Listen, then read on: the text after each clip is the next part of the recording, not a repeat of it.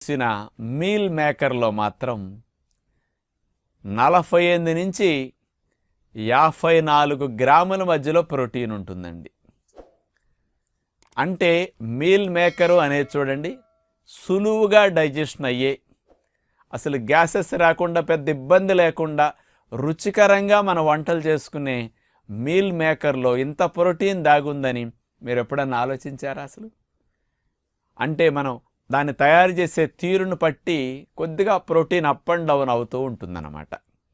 అంచేత ముఖ్యంగా 48 to 50 to 54% protein ఉంటుంది అంటే ఎంత మంచి లాభమో చూడండి.